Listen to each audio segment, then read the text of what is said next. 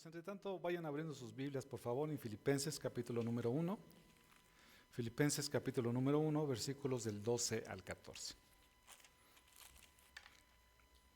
Filipenses 1, del 12 al 14.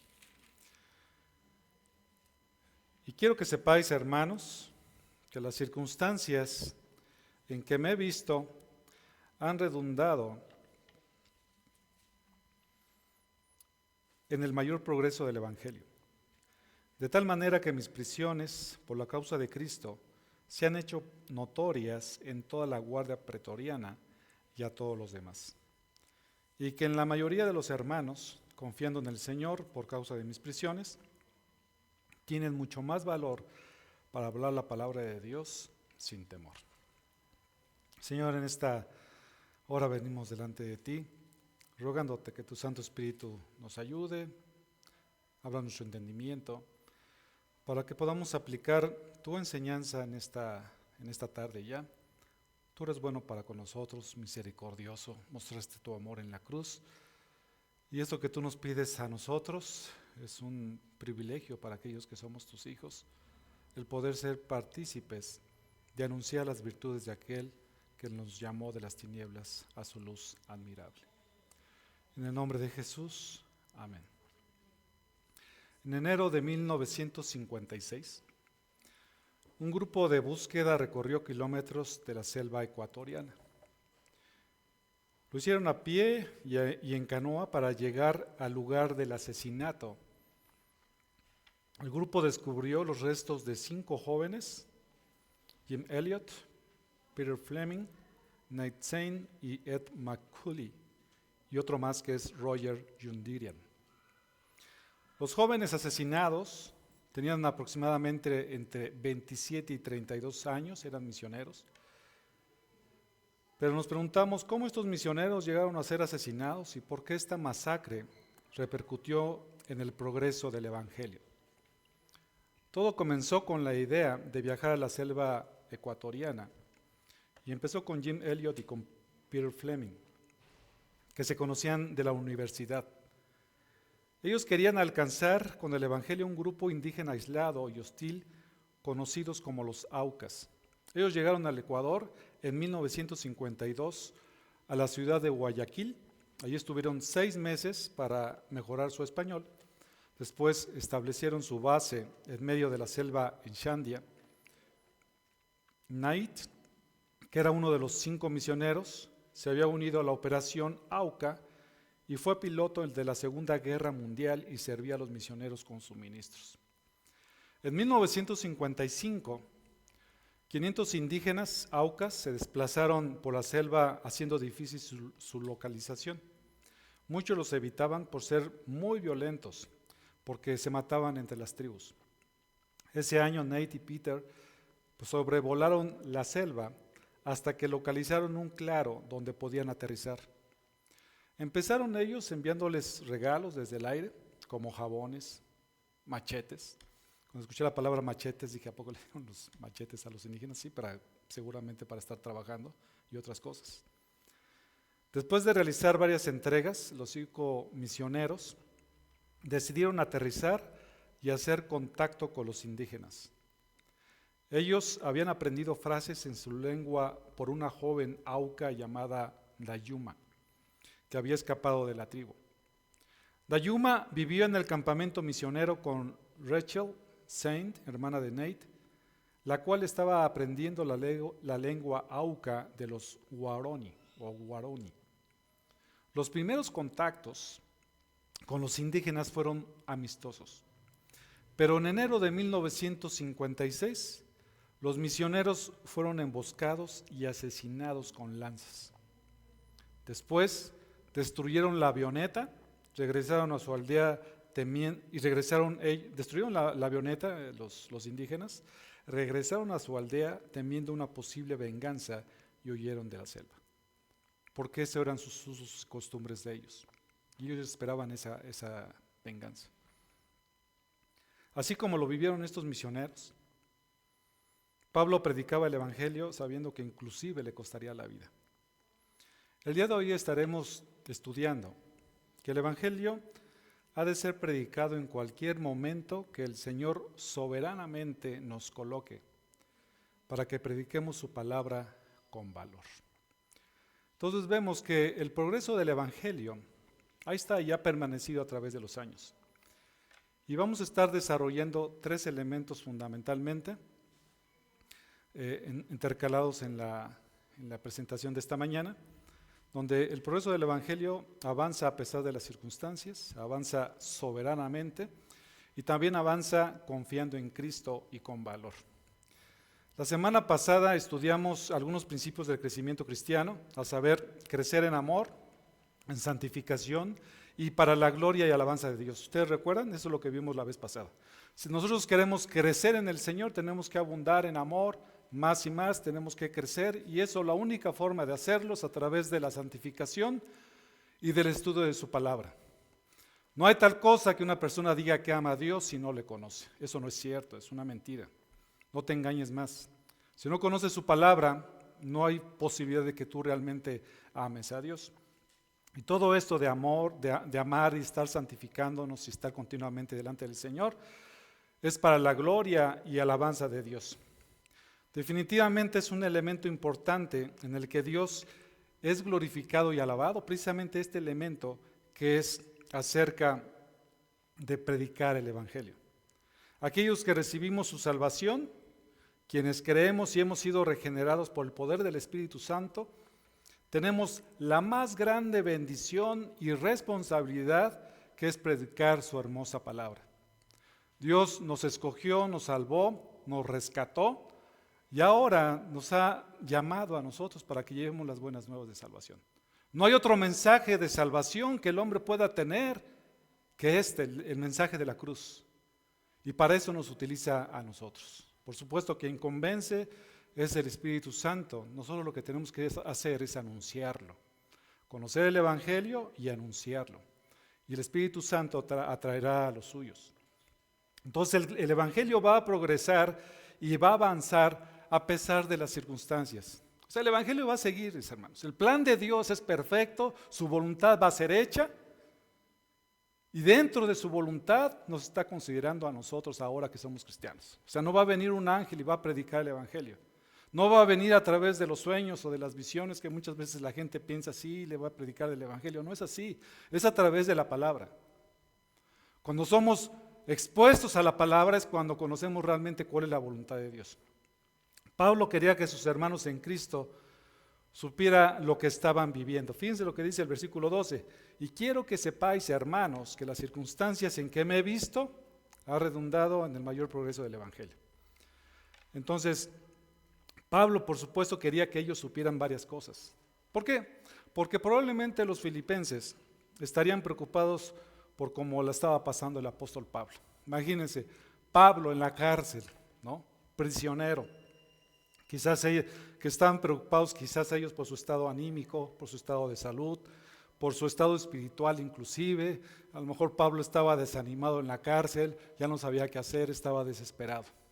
Y Pablo les quería decir realmente cómo estaba. Y Pablo, por supuesto, ninguna de estas características que les acabo de decir estaba en su corazón, sino que él estaba gozoso en medio de esta prueba. Y precisamente Filipenses se conoce como la epístola del gozo. Entonces, cuando vemos esta frase tan importante de que ellos querían que supieran en las circunstancias que él estaba viviendo, era importante para él. Y no solamente esas circunstancias que quizás tenían que ver con su prisión en Roma, sino también todos los sucesos que le habían pasado al apóstol Pablo desde su detención en el templo de Jerusalén, que aparentemente cortó su ministerio evangelizador en el que se ocupaba cuando estaba libre. Estaba libre y él estaba predicando el Evangelio. Entonces quizás algunos de ellos estaban preocupados porque dijo, bueno, ya se cortó del Evangelio, ya no hay forma de que Pablo ya predique del Evangelio. Y por supuesto, eso no era así. Dentro de lo que les estaba informando Pablo, dice lo siguiente. Por el contrario, estaba redundando en el mayor progreso del Evangelio. Aun cuando estaba en la cárcel, eso sirvió para que el Evangelio inclusive tuviera un mayor progreso. ¿Cómo puede ser eso? Porque Dios así lo diseñó. Dios es soberano. ¿Qué noticia debió haber sido para los filipenses? Porque quizás lejos de lo que pensaban, el apóstol Pablo veía la mano de Dios detrás de sus circunstancias. Y es lo que nosotros tenemos y estamos invitados a hacer. Tenemos que ver más atrás de nuestras circunstancias, de lo que estamos viviendo. Hay una ilustración, mis hermanos, vayan abriendo sus Biblias en Génesis 37. Es un pasaje y es una historia que ya todos hemos leído, pero que vale la pena recordar. Y esta persona de la que vamos a hablar es José. ¿Se acuerdan de José? Era uno de los hijos de Jacob, quien también confiaba en que las circunstancias que vivía o que él vivió tenía propósitos eternos. Sus hermanas lo vendieron, ¿se acuerdan ustedes? En Génesis 37, 28. ¿Por qué lo vendieron? Porque le tenían envidia, y no solamente le tenían envidia, sino que también odiaban a su hermano. Y lo odiaban porque él era el preferido de su padre. Si leemos en Génesis 37, del 3 al 4, leemos: llamaba Israel a José más que a todos sus hijos, porque era para él el hijo de su vejez, y le hizo una túnica de muchos colores. Versículo 4. Y vieron sus hermanos que su padre lo amaba más que a todos sus hermanos, por eso lo odiaban y no podían hablarle amistosamente. Noten aquí esta situación. Evidentemente se dieron sus hermanos cuenta de que su padre Jacob amaba más a José. Esta es una forma en que los padres, nosotros podemos hacer que nuestros hijos, provocarlos a ira. Gracias, Adri. Me lee la mente, Adri. Provocarlos a ira. Nosotros no podemos comportarnos así con nuestros hijos. Nuestros hijos deben de entender que ellos son iguales delante de nuestro Señor. Cuando nosotros hacemos esas diferencias, podemos provocar en ellos sentimientos que no son correctos. Entonces Jacobo aquí lo que hizo, era evidente para ellos que José era el preferido de su padre. No solamente esto en sí, sino que también ustedes recordarán que José tenía muchos sueños. Y dentro de sus sueños, inclusive consideraba que sus padres y sus hermanos le iban a rendir un tipo de honra, ¿no? En algunas circunstancias. Entonces, vemos que lo que sucedió después es que José fue vendido en Egipto a Potifar, un oficial egipcio, en Génesis 39:1. Lo que hicieron ahí los hermanos, se quisieron deshacer de José, y lo que hicieron es que lo metieron a un pozo que estaba seco. Pasaron los madianitas, y los madianitas se lo llevaron y lo vendieron en Egipto. En Génesis 39:1 dice la palabra del Señor: cuando José fue llevado a Egipto, Potifar, un oficial egipcio de Faraón, capitán de la guardia, lo compró a los ismaelitas que lo habían llevado allí. Entonces fue vendido José a Potifar, un oficial egipcio, en Génesis 39:1. Luego fue encarcelado por una acusación falsa de la esposa de Potifar, quien quería intimar con José. Sin embargo, él se mantuvo fiel a su Dios. ¿Recuerdan ese pasaje? Más adelante, en el mismo capítulo 39, versículo 9, Génesis 39, versículo 12, donde la esposa de Potifar, por supuesto, hizo una serie de cosas para que José pudiera caer, y continuamente estaba acosando a José. Y José le contestaba a ella: no hay nadie más grande que yo en esta casa, y nada me ha rehusado excepto a ti, que tú eres su mujer. ¿Cómo entonces yo iba a hacer esta gran maldad y pecar contra Dios? Y ella insistía a José día tras día, pero él no accedió a acostarse con ella o a estar con ella.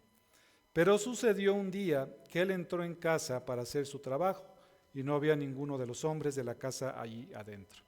Entonces ella lo asió de la ropa diciendo: acuéstate conmigo. Mas él le dejó su ropa en la mano y salió huyendo fuera. Vean la convicción de José. Continuamente era un acoso de parte de esta mujer, en donde quería, por supuesto, intimar con José, y José al final lo que hizo fue huir. No hay otra forma de huir del adulterio y de la fornicación que correrle. No hay más hermanos y hermanas también. Y esto fue lo que hizo José. Y José lo hizo precisamente porque en su corazón temía a Dios. Dice, ¿cómo yo voy a pecar en contra de mi Dios haciendo lo que es incorrecto delante de él? Entonces, debido a esto, después la esposa de Potifar lo acusó y llegó hasta la cárcel. Vemos que después fue liberado por el faraón, ya que José interpretó los sueños de Faraón. Y Faraón lo que hizo fue que lo puso sobre todo Egipto, ya que el sueño y su interpretación consideraban 7 años de abundancia y 7 años de hambruna. Tan intensa la hambruna que haría olvidar la abundancia que había tenido en la tierra. Entonces, Faraón lo que hizo, puso a José como señor de toda la tierra. Nadie era mayor que José, excepto el faraón. Sus hermanos, por supuesto, había una hambruna, eran 7 años.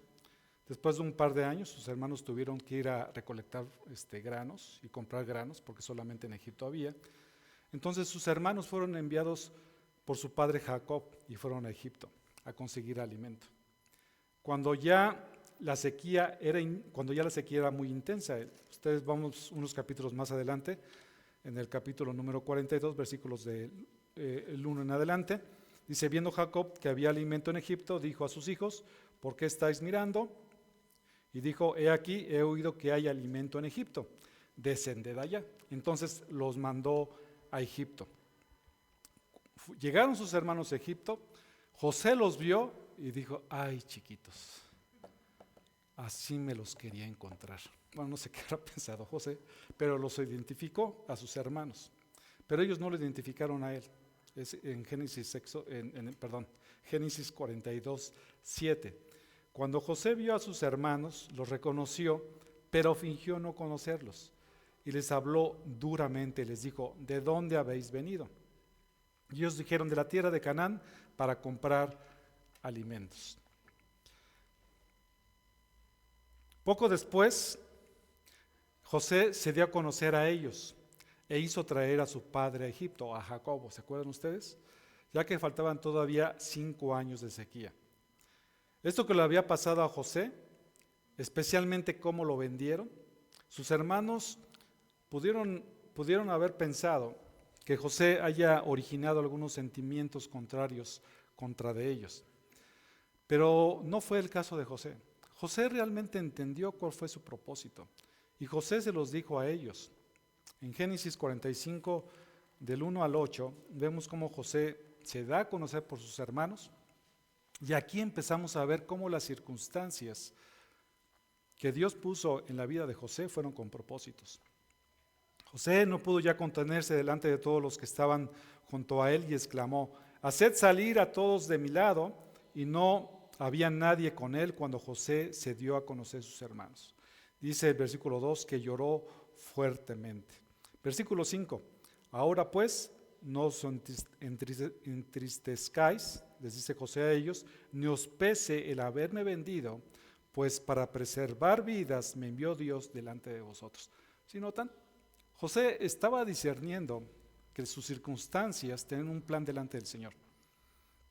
Eso después, cuando Jacob murió, por supuesto sus hermanos dijeron, ya se murió mi papá, ya se murió nuestro papá Jacob, y entonces ahora sí José se va a vengar de nosotros. Pero no, realmente José era una persona lo suficientemente madura para entender cuál era el propósito de Dios en su vida.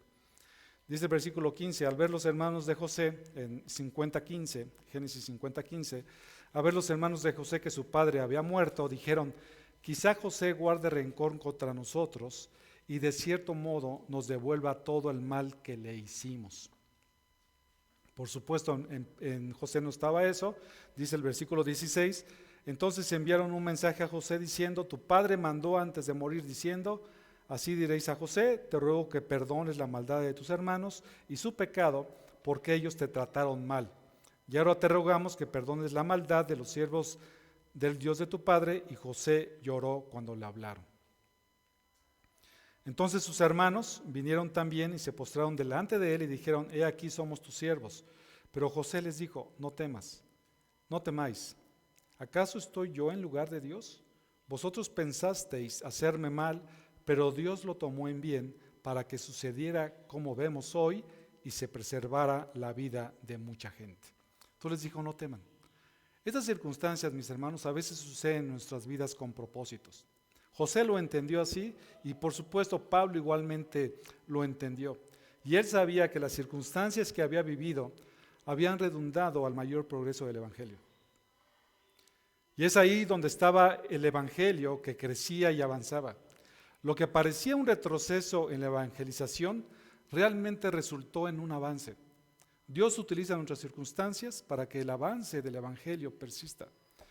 Entonces Pablo lo entendió que a pesar de que estaba en la cárcel, tenía un propósito. José lo entendió conforme iba pasando, a lo mejor quizás cuando lo vinieron sus hermanos no entendía muchas cosas, aunque ya había tenido sueños, pero después del tiempo empezó a entender cuáles eran los propósitos de Dios en su vida. Entonces cuando estemos nosotros pasando por circunstancias, mis hermanos, lo que tenemos que hacer es orar al Señor y decir, Señor, ¿cuáles son tus propósitos? A lo mejor te parecen lo suficientemente injustos, pero detrás de todo eso, si somos sus hijos, todas las cosas nos ayudan para bien, dice Romanos 8:28, ¿no? Dice, pero los que aman a Dios, todas las cosas cooperan para bien, esto es para los que son llamados conforme a su propósito. Entonces, esto que había pasado con Pablo, realmente estaba teniendo un resultado totalmente diferente y quería que los hermanos en Filipos lo supieran. Por supuesto, cualquier persona que estuviera en una cárcel sería un impacto muy fuerte, pero Pablo encontró en la prisión un motivo de gozo, que era predicar el Evangelio. El avance del Evangelio y cómo este iba a estarse dando en diferentes circunstancias. Como el Evangelio, evidentemente lo que es el Evangelio, es la palabra de la cruz, de la reconciliación, de la gracia, de la vida y de la verdad. Y ese mensaje es lo que la gente tiene que conocer, independientemente de donde nosotros estemos. El seguir anunciando las buenas nuevas de salvación fue el motivo y el resultado de sus prisiones. Y Pablo así lo entendió. Pablo sabía muy bien lo que les decía de Romanos 8:28. El progreso del Evangelio también avanza, aparte de que avanza en base a las circunstancias, también avanza soberanamente. ¿Por qué esto es así? Porque Dios controla absolutamente todas nuestras circunstancias para que el Evangelio sea conocido. Dice el versículo número 13, regresando a Filipenses 1, de tal manera que mis prisiones, por la causa de Cristo, se han hecho notorias en toda la guardia pretoriana y a todos los demás. Y a todos los demás. Perdón, hermanos.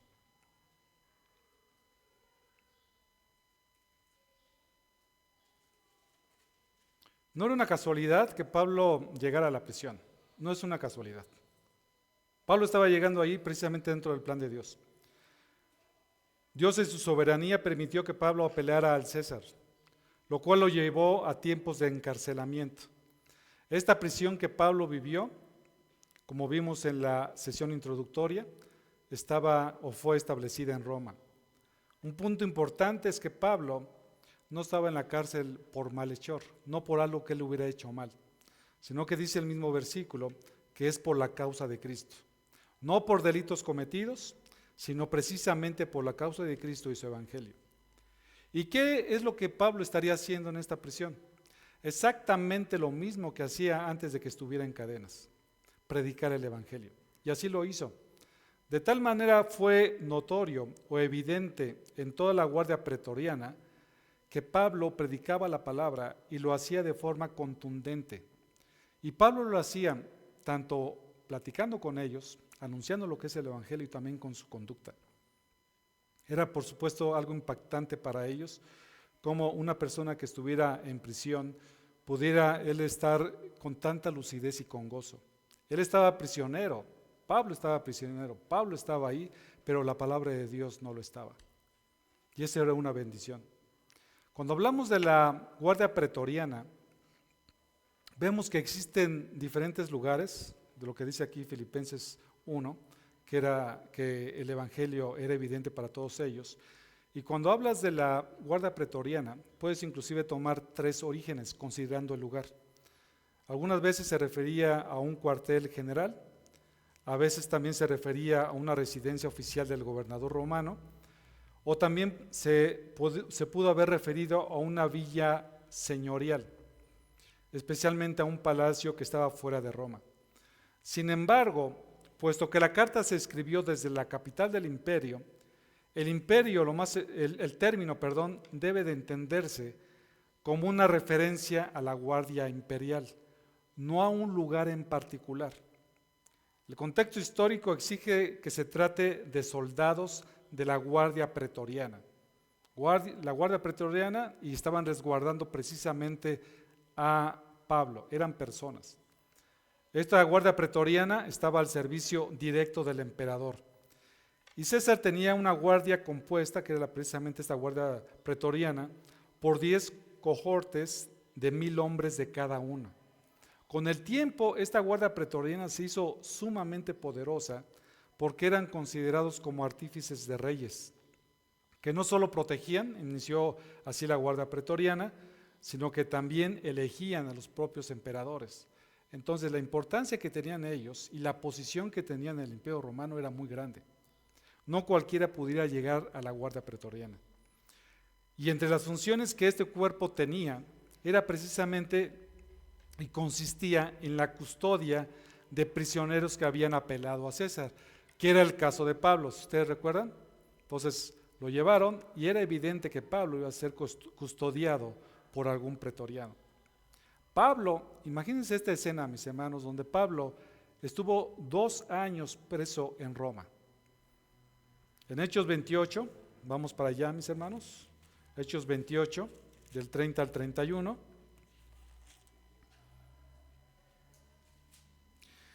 Dice la palabra del Señor: y Pablo se quedó por 2 años enteros en la habitación que alquilaba y recibía a todos los que iban a verlo. O sea, Pablo estaba custodiado, estuvo viviendo por un tiempo en esta casa, pero estaba continuamente custodiado por la guardia pretoriana y estaba también en cadenas. Un poco antes, en este mismo capítulo de Hechos 28, en el versículo 16, dice la palabra: cuando entramos en Roma, el centurión entregó los presos al prefecto militar, pero a Pablo se le permitió vivir aparte con el soldado que lo custodiaba. O sea, siempre había un soldado de la guardia pretoriana que estaba con él, siempre.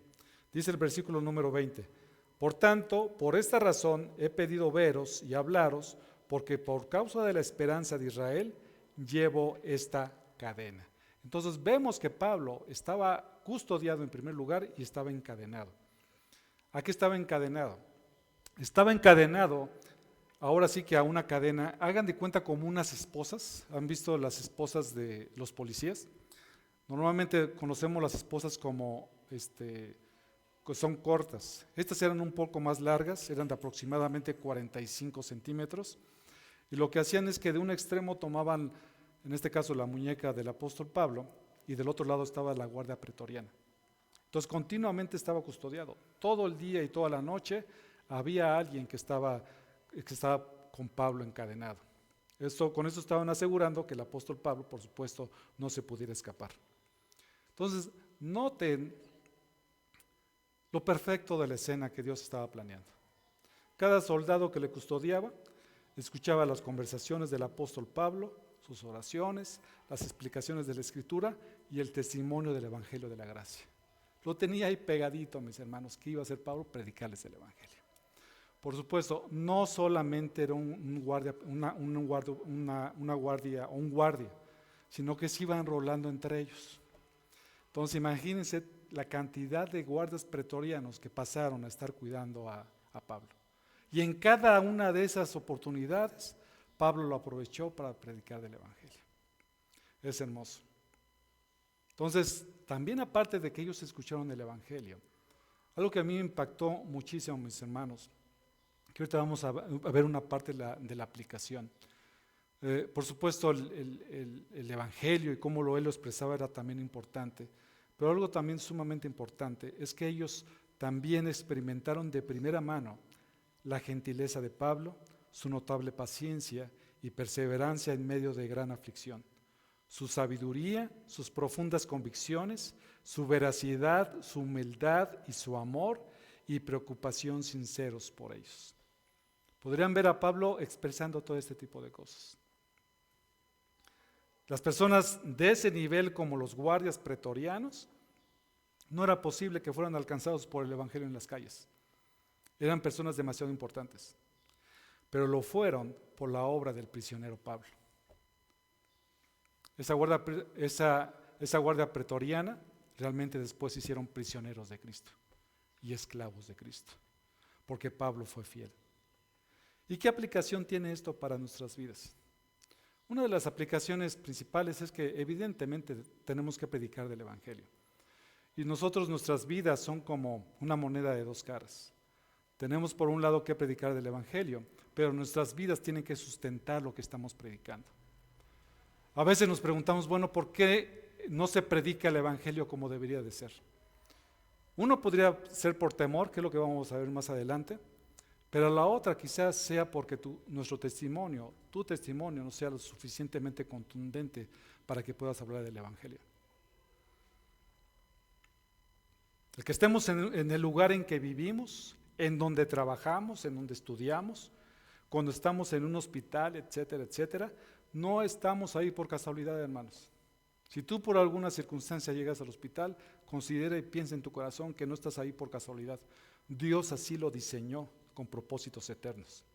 Estamos soberanamente ahí con un propósito, como lo explica el apóstol Pedro en su primera carta, capítulo 2, versículo 9. Pero vosotros sois linaje escogido, real sacerdocio, nación santa, pueblo adquirido para posesión de Dios, a fin de que anunciéis las virtudes de aquel que os llamó de las tinieblas a su luz admirable. ¿Qué dice al final del versículo? A fin de que anunciéis las virtudes de aquel que os llamó de las tinieblas a su luz admirable. Como cristianos, mis hermanos, tenemos que aprovechar las oportunidades para predicar el evangelio. Todas las oportunidades. No existe tal cosa como cristianos de la secreta. Los círculos en donde tú estás viviendo, la gente debe de saber que tú eres cristiano. Se debe de notar, ya se deben de haber dado cuenta que tú eres diferente, porque seguramente les predicaste el evangelio y también porque te ven diferente, mis hermanos. Eso nos llama y que nos analicemos a nosotros mismos realmente qué impacto estamos teniendo. El apóstol Pablo, por supuesto, en cada momento estaba aprovechando los momentos para predicar el evangelio. Cuando nosotros comprendemos el grande amor, la misericordia de Dios mostrada en esa cruz, somos motivados a compartir con otros de nuestro Salvador. Y Pablo así lo aprovechaba. ¿Te has preguntado por qué estás en esa universidad? ¿Por qué estás en ese trabajo? ¿Por qué estás afrontando ahorita problemas quizás de salud? Seguramente es por eso, para que nosotros en donde estemos dando luz a los hombres. Pablo lo sabía muy bien y aprovechó las oportunidades que se le presentaban. Entonces también nosotros aprovechémoslos y anunciemos el evangelio. Tenemos estos días de Semana Santa, una oportunidad excelente para predicar el evangelio. Hagámoslo y aprovechemos estos tiempos. Cuando continúa diciendo el versículo, si regresamos a Filipenses capítulo número 1, versículo 13, dice: de mis prisiones se han hecho notorias en toda la guardia pretoriana y a todos los demás. Ese que dice a todos los demás, por supuesto, al momento que vemos la guardia pretoriana se está refiriendo a las personas y también a todas las demás personas que habían escuchado el evangelio. Pero ese evangelio no solamente había sido escuchado por Pablo. Evidentemente toda la guardia pretoriana, los guardias que estuvieron con él encadenados, predicaron del evangelio, seguramente muchos creyeron y ellos lo que hicieron fue predicar del evangelio. Entonces esto se fue multiplicando de tal forma que Roma era una ciudad que había conocido de lo que era el evangelio. Por eso dice a todos los demás. Entonces, no solamente habían escuchado el evangelio ellos, por boca de Pablo, sino también por aquellos que habían creído en sus prisiones. Difundieron el mensaje por toda la ciudad. No solo el impacto del evangelio se dio estando Pablo en prisión, colocado soberanamente por Dios, sino que el impacto también fue exterior a los hermanos que no estaban con Pablo. O sea, al momento de que sabían que Pablo estaba en prisiones y que Pablo en medio de la prisión aún predicaba el Evangelio, eso por supuesto motiva a que los demás hermanos también estén predicando el Evangelio. Entonces el progreso del Evangelio también avanza confiando en Cristo y con valor. Versículo 14 dice que la mayoría de los hermanos, confiando en el Señor por causa de mis prisiones, tienen mucho más valor para hablar la palabra de Dios sin temor. Este versículo 14 dice que la mayoría de los hermanos que estaban en Roma tuvieron un impacto positivo por sus prisiones y el testimonio de Pablo. No fueron pocos. ¿Sí notan que dice aquí la mayoría? No fueron pocos. Realmente creyeron el Evangelio, estuvieron predicando el Evangelio y la mayoría de ellos, confiando en el Señor, predicaban el Evangelio. ¿Sí notan que dice la mayoría? ¿Qué entienden por la mayoría? Pues que casi todos, ¿no? Entonces, cuando hablamos de la mayoría, es que evidentemente tenemos nosotros la responsabilidad de predicar del Evangelio. Es interesante, mis hermanos, que hay dos actividades dentro de la iglesia en donde la iglesia no participa mucho. Una es la oración y otra es la evangelización. Son de las dos circunstancias en las cuales la iglesia no participa mucho. Se olvida muy fácilmente. Y vemos que aquí Pablo lo que está diciendo es que la mayoría de ellos. Por eso les decía al principio cuando les hablé acerca de los de CHF, yo esperaría que la mayoría, por supuesto, viniera y conociera cómo predicar del Evangelio y se podría integrar a este hermoso ministerio que es de CHF. Y aquí Pablo, por supuesto, había impactado de forma impresionante, porque los hermanos lo veían y uno de los resultados que estaban teniendo es que estaban confiando en el Señor, ¿no? Primero, confiaban en el Señor. ¿Eso qué significa? Que estaban plenamente convencidos de que la verdad del Evangelio transforma, cambia vidas por el sacrificio perfecto de Cristo Jesús en la cruz y de su resurrección. No cabía duda en ellos, sino que confiaban que solo en Cristo hay perdón de pecados. Solamente en Cristo hay perdón de pecados. ¿Hay en alguien más donde alguien puede ser perdonado de sus pecados? ¿Alguna creencia, alguna religión, alguna persona? No. ¿De eso estamos convencidos? Si estamos convencidos de eso, mis hermanos, nuestra responsabilidad es dar a conocer aquel camino que es el único camino en que la gente puede llegar a Cristo, puede llegar a Dios. Juan 14:6 dice, Jesús les dijo, yo soy el camino y la verdad y la vida, y nadie viene al Padre sino por mí. Es categórico, solamente hay una verdad, solamente hay un camino y solamente una vida, y hay una sola forma de llegar al Padre, que es a través de Cristo Jesús. Y eso es lo que tenemos que darle a conocer a la gente. Juan 16:33 dice, estas cosas os he hablado para que en mí tengáis paz, en el mundo tendréis aflicción o tribulación, pero confiad, yo he vencido al mundo. Entonces tenemos que confiar que el mensaje que tenemos, el que traemos, el que estamos exponiendo es el mensaje verdadero, no hay otro. Entonces tengamos esa confianza cuando vayamos nosotros a predicarle a la gente que ese es el mensaje correcto delante del Señor. Allá afuera la gente, ¿qué es lo que te va a decir? Sí, hay muchos caminos que te llaman a Dios, ¿no? Hasta te dicen ese famoso dicho de que todos los caminos llevan a Roma. Y cuando tú les preguntas, ¿y cómo puede ser salvo? Pues yo creo que el hombre puede ser salvo si que cree en algo. Con que cree en algo ya con eso está bien delante del Señor. Pero no, la Biblia dice que solamente a través de Cristo. En esta parte de Juan 6:33, cuando dice, pero confiad, yo he vencido al mundo, esta palabra de confiad tiene también una implicación de tener valor, que es precisamente el siguiente elemento que producía en los hermanos las prisiones de Pablo. Por un lado era de confianza acerca de que el mensaje era correcto, se veían las vidas transformadas, y por el otro lado lo que producían los hermanos, dice aquí la palabra del Señor, dice que ellos tenían mucho más valor para hablar la palabra de Dios sin temor. Vean a Pablo, vean su testimonio, vean cómo el evangelio estaba creciendo, entonces eso les motivaba a hablar y lo hacían sin temor. Este es otro de los elementos por los que quizás muchos hermanos no predican la palabra del Señor, por la cuestión del temor. por la cuestión de, híjoles, ¿qué van a decir de mí? Me van a decir que soy bien aleluya, van a decir que soy bien fresa, me van a decir, pues que te digan lo que quieran, mis hermanos. Yo cada vez que tengo una reunión dentro de la oficina, mis hermanos me dicen un montón de cosas, ¿no? Primero porque saben que no tomo, y es interesante, mis hermanos, pero cuando empiezan a decir una palabra, o me piden permiso para decirlas, que yo por supuesto no les doy permiso, o sea, no les digo, no, no la digas, bueno, a veces sí les digo, pero se retienen mucho en ese tipo de cosas, ¿ok? Entonces, aquí lo importante, mis hermanos, es que cuando nosotros nos veamos enfrentados a hablar de la palabra del Señor, la hagamos sin temor, perdón. Y también sin tomar, no van a tomar delante. Entonces, es hablar la palabra de Dios sin temor, mis hermanos. Lo peor que nos pueden hacer, mis hermanos, es que nos quiten la vida. Por supuesto, dentro del trabajo, mis hermanos, tengan cuidado, como ya lo hemos dicho anteriormente, hay momentos para hacerlo. Pídanle al Señor los momentos adecuados. No te vayas a poner ahí en medio de la oficina a las 10 de la mañana cuando todo el mundo está trabajando. A ver, bola de pecadores, escúchenme, vean lo que les voy a decir. No, mis hermanos, ¿qué es lo que va a pasar? Pues te van a correr. Eso es lo que va a pasar, no lo hagas. Pero si a la hora de la comida, oyes Jesús, oyes Oscar, ¿que tú eres cristiano? Ay, oportunidad de oro, ¿no?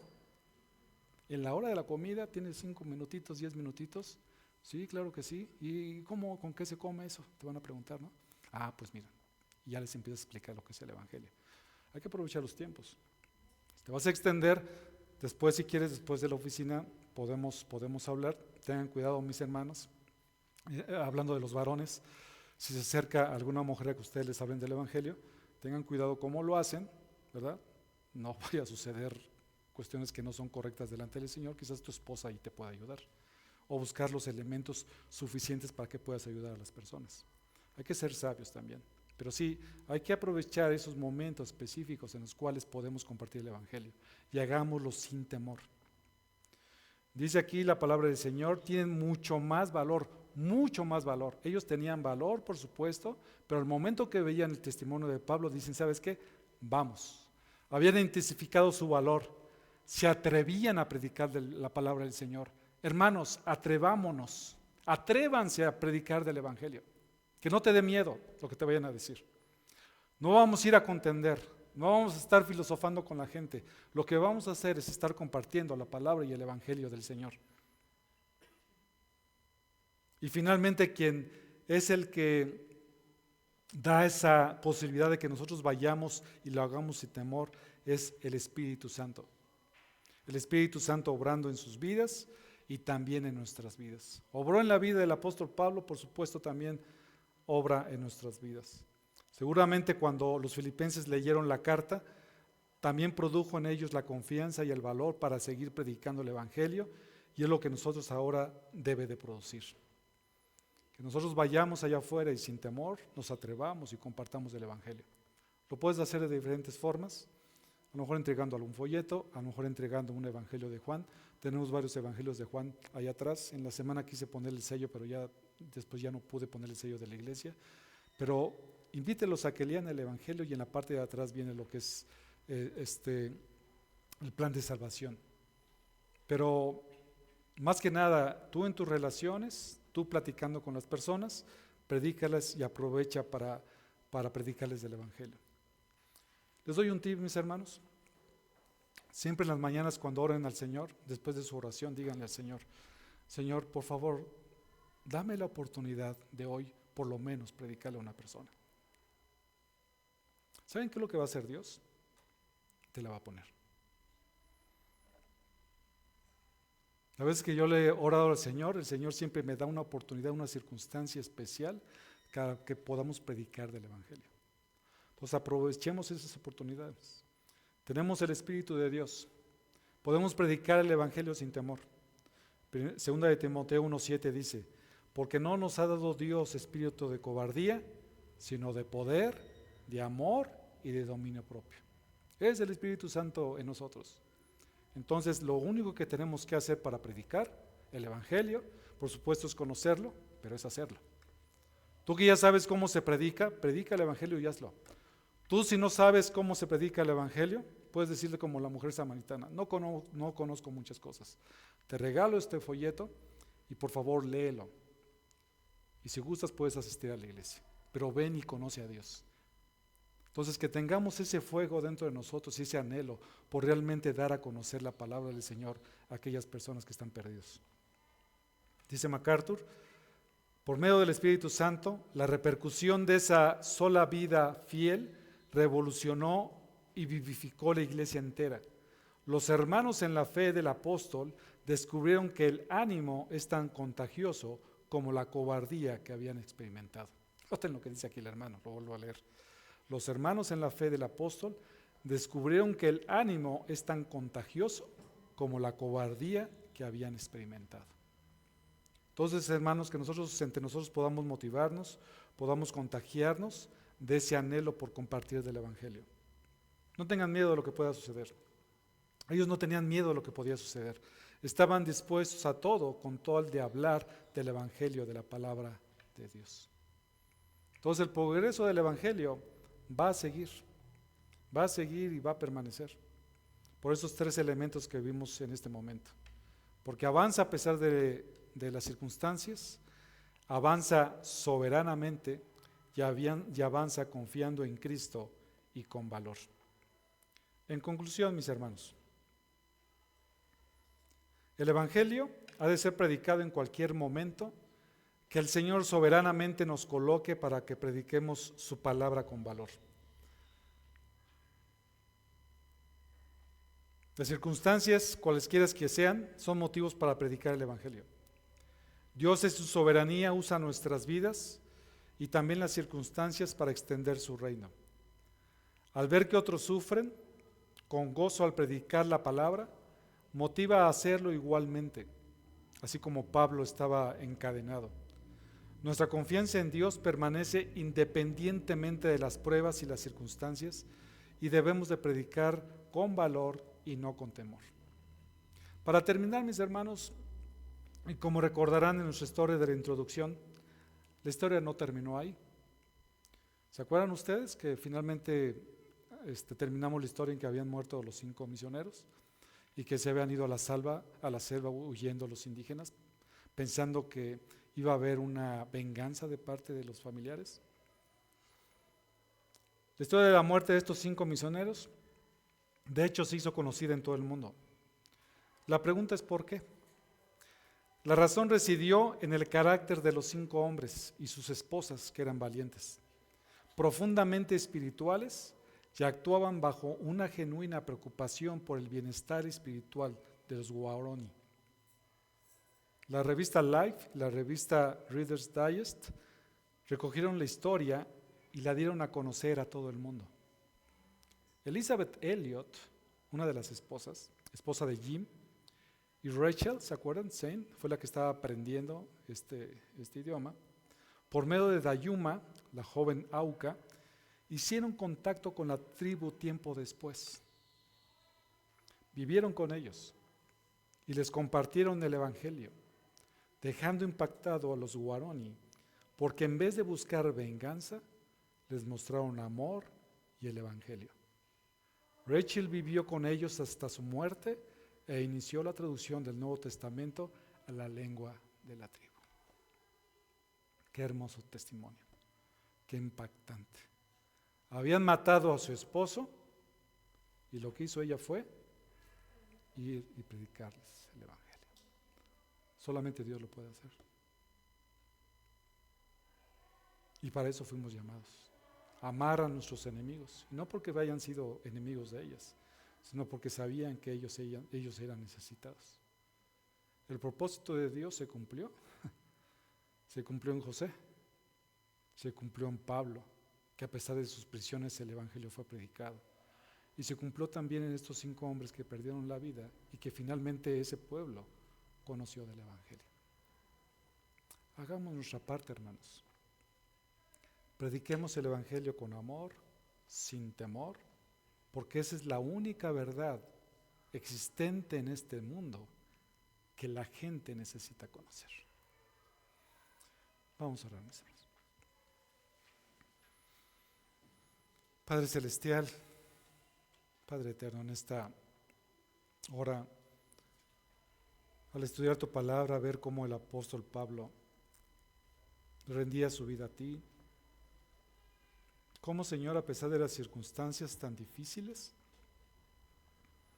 tú lo usaste en medio de la prisión.